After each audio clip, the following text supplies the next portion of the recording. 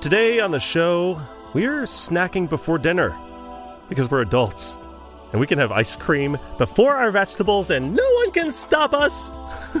You hear me, Mom? You hear me?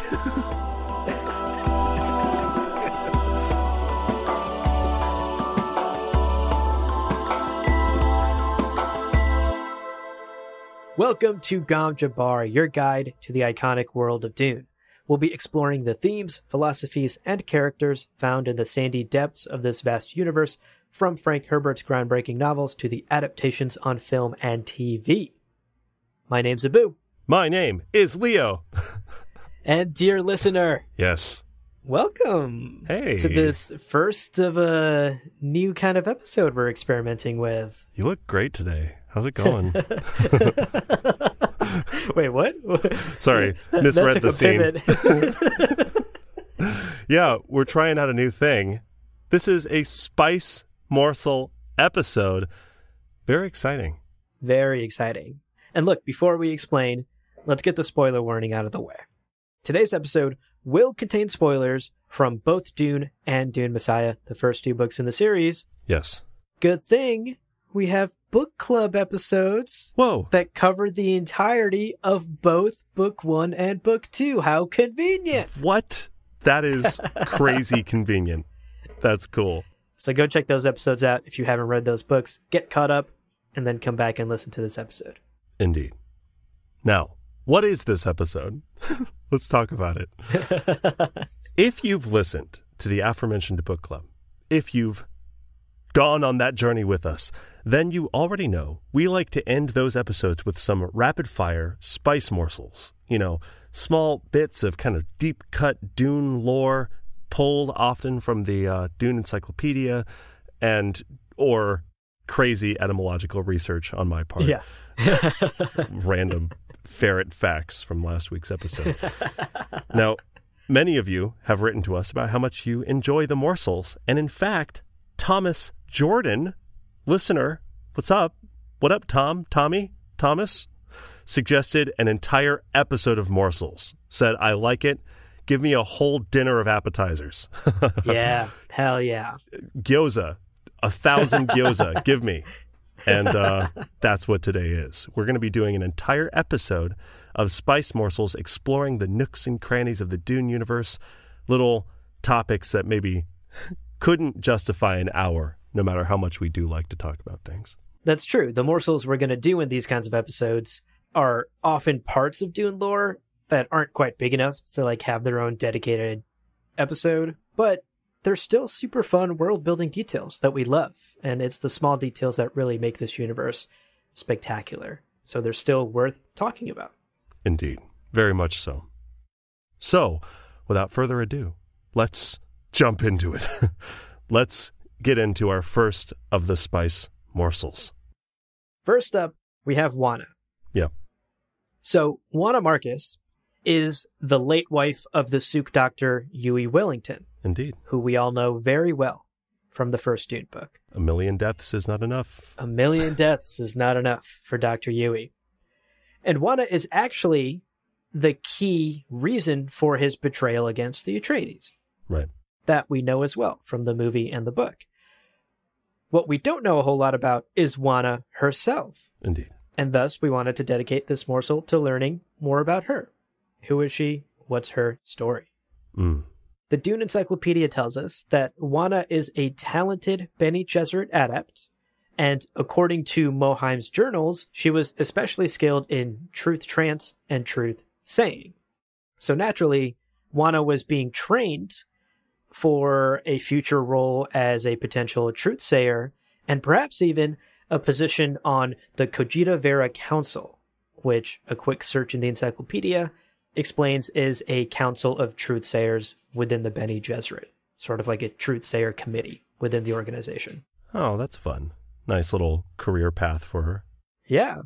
Solid career path, which unfortunately doesn't pan out because all of that changes when Paul comes onto the Bene Gesserit radar. Oh, damn it, Jessica. Ruining Wanna's career. Indeed.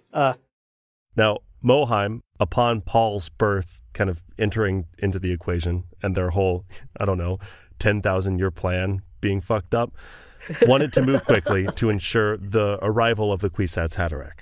The door is closing. She needs to grab her hat. So Juana was given the task of acting as a decoy. This is not the life Juana envisioned for herself. This is rough. Yeah. Yeah. Juana's mission, should she choose to accept it, just kidding, she has to do it, is infiltrate the Harkonnens. Go. Do that. And her presence, then acting as a reminder to Baron Harkonnen of Yui's access to the Atreides household as their Suk doctor. Ooh. Which is fucking dark. That's wild. Yeah. And we get this quote.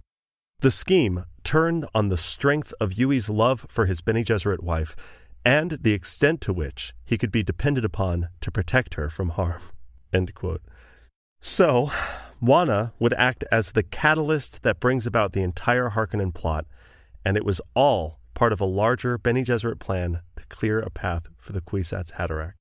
Literally the sacrificial lamb thrown into the machinations to basically act as a leverage for Yui. It's just nuts.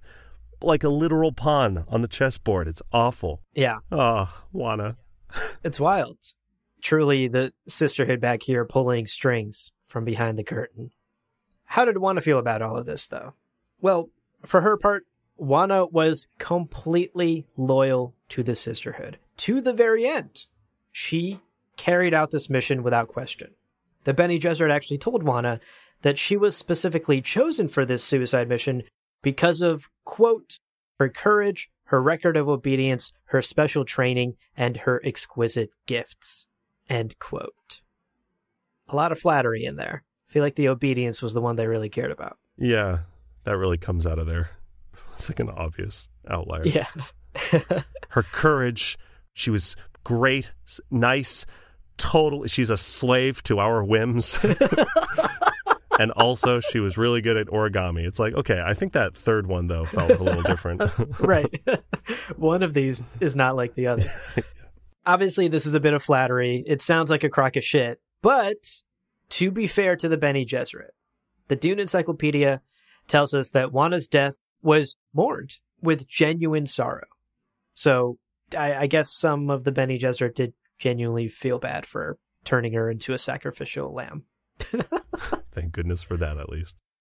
Now, the great playwright, Harkel Harba, shout out to that whole episode, basically the Shakespeare of Dune, celebrated Juana's life and tragic death in his play, History of Duke Leto Part 2. And, yeah, I mean, hey, she made the piece of drama. She made the history books. Yeah. Which is another testament to perhaps how pivotal a role she played. Right. In this universe. Willingly, perhaps. I don't know. Hard to say. Hard to say.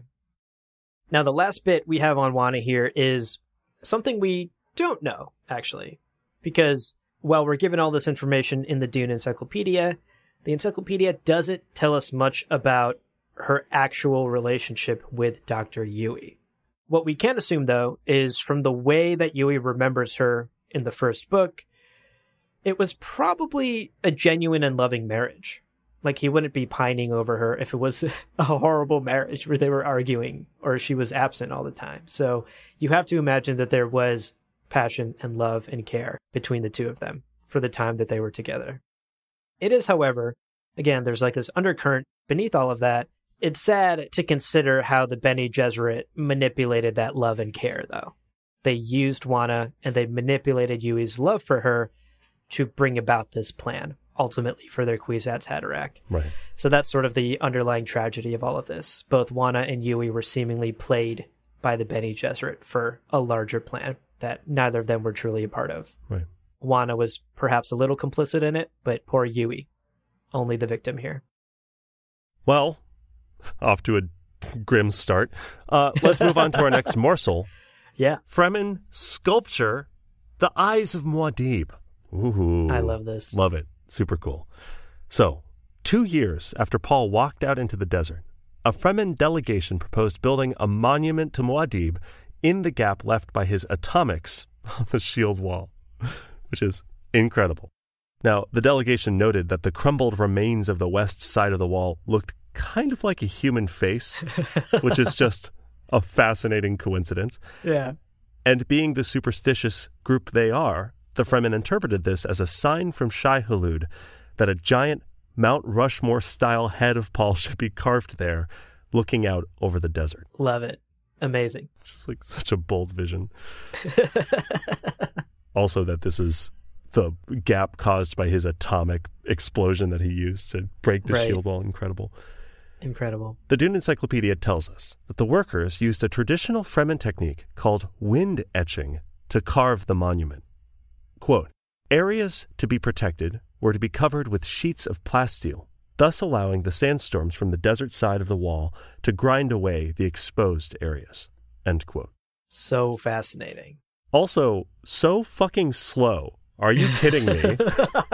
They're like, okay, we set up the plasteel. Now we just wait for great-great-great-great-great-grandmothers of storms, and we just chill. Right. The literal timeline of this project was 60 years. Insane.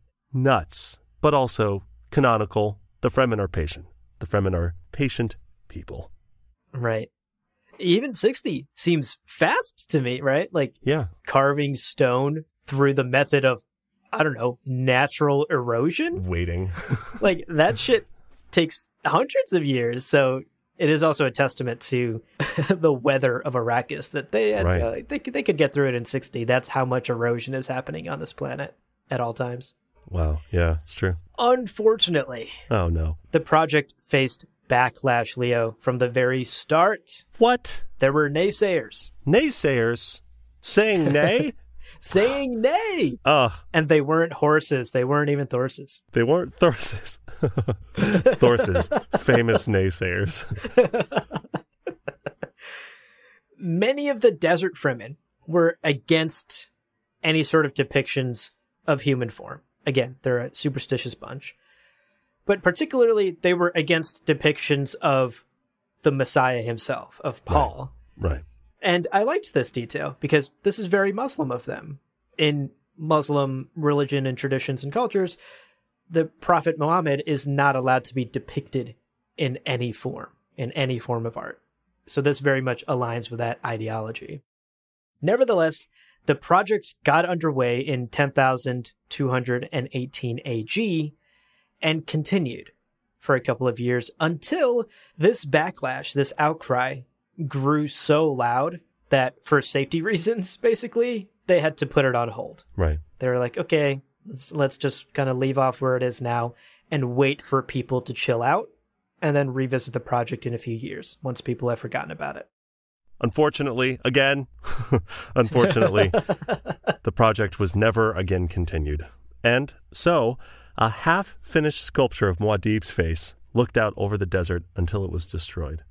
Quote, work was then permanently halted on the project, and only the eyes of Muad'Dib remained to stare sightlessly into the desert into which their original had wandered.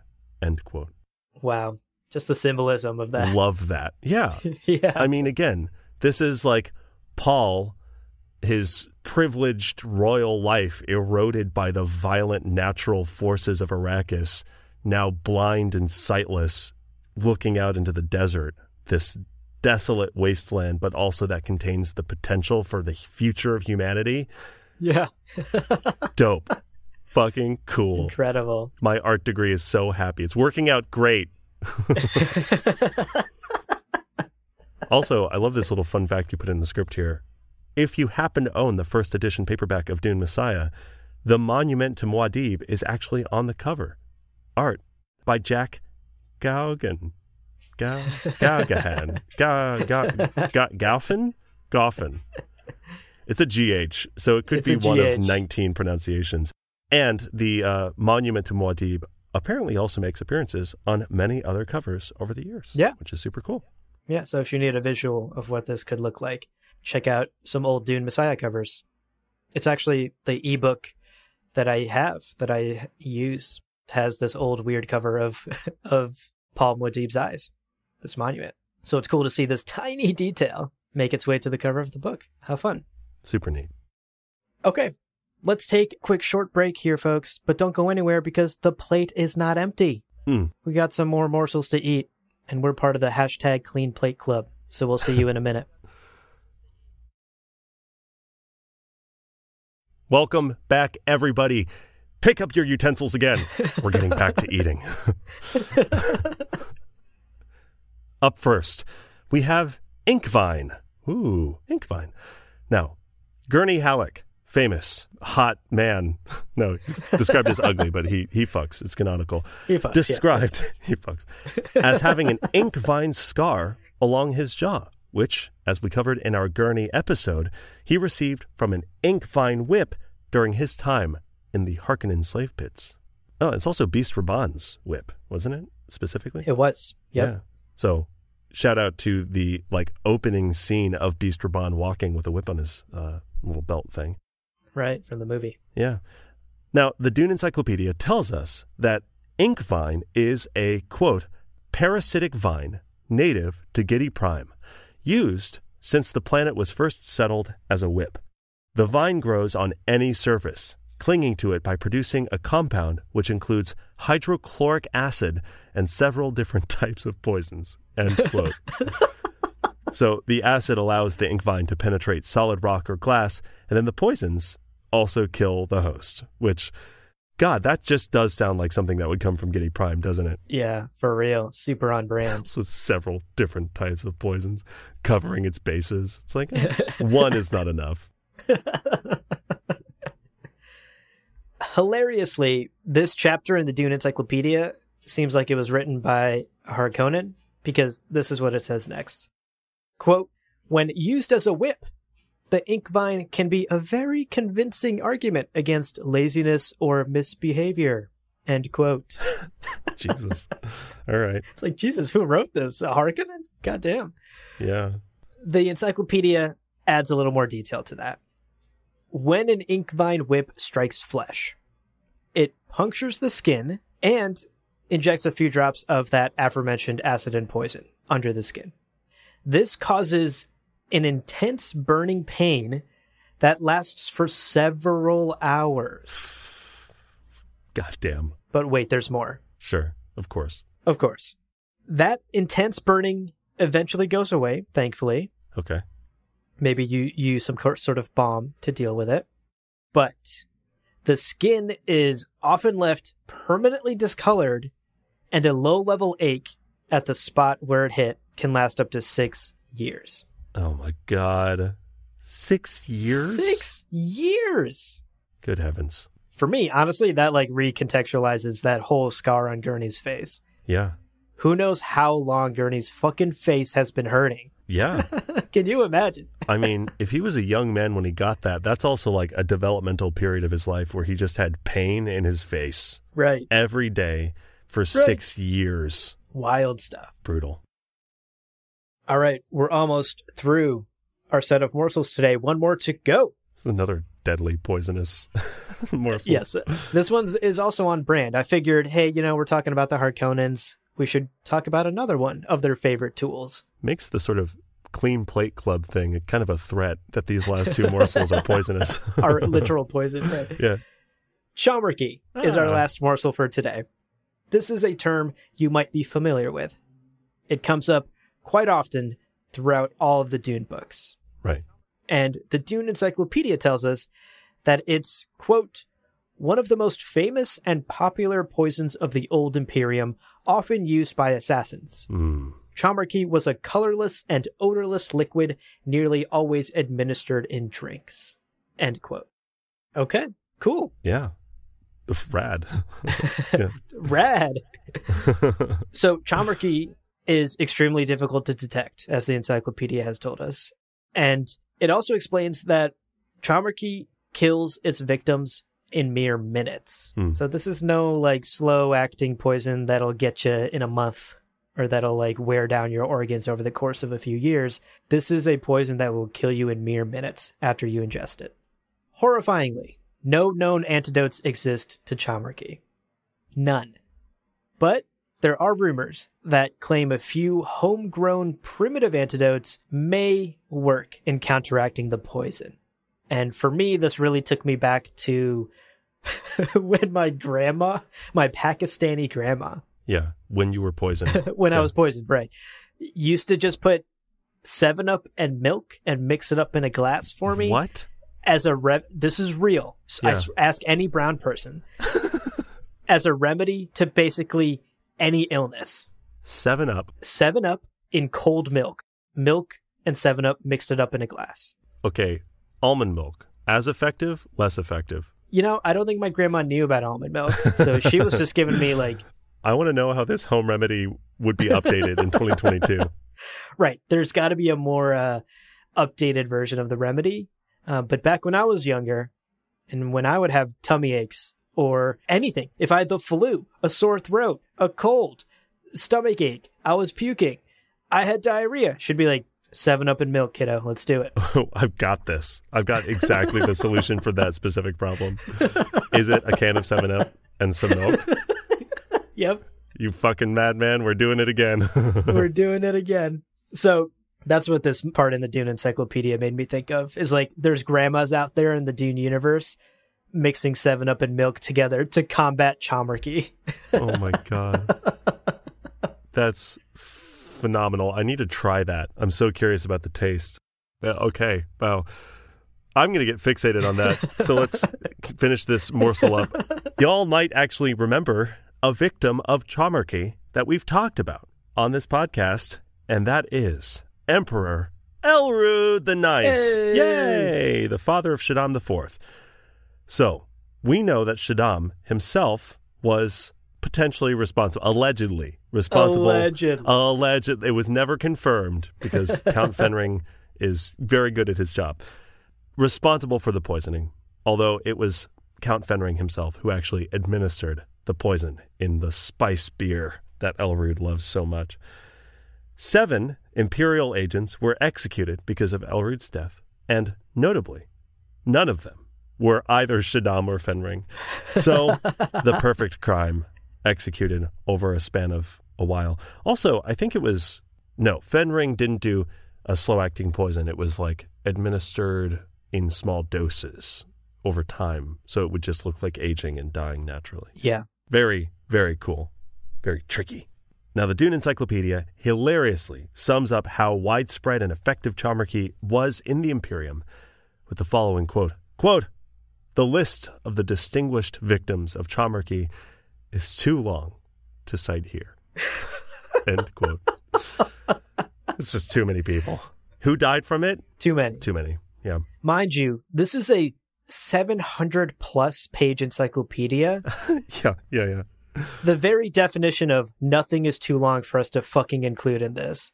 Right. You need spice coffee recipes? We got you, fam. We got you. Oh, a list of distinguished victims? Nah, no space. We're trying to keep the word count low. Right. Enormous. Can you imagine how many dukes and emperors have succumbed to Chaumurky? The list must be endless. It's like Appendix 5. 75 pages of just font size 7 names. Yeah. Yeah. Wild stuff. Incredible. Well, there it is. Our plate for today is clean. We've chomped down on all of our spice morsels. But before we let you go, dear listener, we do want to remind you of 2 great ways to support this podcast and help us continue to do what we do best.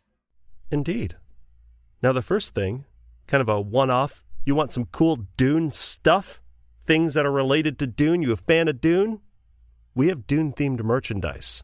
That is super cool. I get compliments on it. No one even knows it's Dune. You can check that out. GomJabarShop.com. A great, subtle way to fly your nerd flag. Yeah. You can let the world know how much your personality revolves around the universe of Dune and Frank Herbert's writings. And you can support us at the same time. A win-win. Truly. Another great way to support us is to become a patron at patreon.com/GomJabar. You'll get cool benefits like ad-free episodes, weekly bloopers, and an invitation to our exclusive Discord server where you can chat with me and Leo directly and get to know the wonderful, geeky group of people that have joined our siege. I literally cannot believe that is as good as it is. Truly. Dang. Of course, we have to shout out our Kwisatz Haderach level patrons, Case Aiken, Nate, Hyde. You two are the perfect combination of 7-Up and milk, the remedy to the continued existence of this podcast, and we cannot thank you enough. The perfect ratio. 7 parts 7-Up, 7 parts milk. Chug like your life depends on it. Oh, man. It's a real thing. I need the brown people in our audience to back me up on this and email us about it. Or just let us know what home remedies you had. Yeah, that too. Mine was water and sleep. Finally, we'd like to hear what you thought about today's episode. Do you want us to do more Spice Morsel episodes like this one? What obscure parts of the Dune universe are you interested in learning more about? What do you think? Write us an email. Let us know. gomjabarpodcast@gmail.com. We'd love to hear from you. We want to know your thoughts so we can continue delivering the best experience possible. Indeed. As good an experience as 7-Up and milk. Look, every remedy, okay? Yeah. I don't know if any Pfizer scientists have tried this on coronavirus, but listen, I haven't gotten corona. You haven't? No. I'm going strong because of the 7-Up and milk I chug every day. Is what I'm saying. I don't mean to make correlation causation, but I think you fucking cracked this case wide open. Cracked it wide open, buddy. Damn. I'm immune to everything. I got it twice. Oh no. And I didn't drink any 7-Up and milk. Fuck. There you go. Correlation does equal causation in this case. In all cases.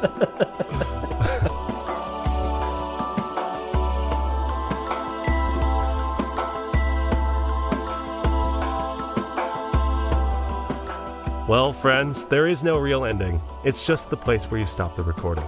But this podcast is always one step beyond logic. So help spread the word of Muad'Dib and leave us a review on Apple Podcasts and Spotify. And be sure to check out the other shows on the Lore Party Podcast Network on loreparty.com. You can also follow us on Twitter and Instagram @lore_party. Thank you so much for listening. And remember, whoever controls the podcast controls the universe. We'll see you on the golden path.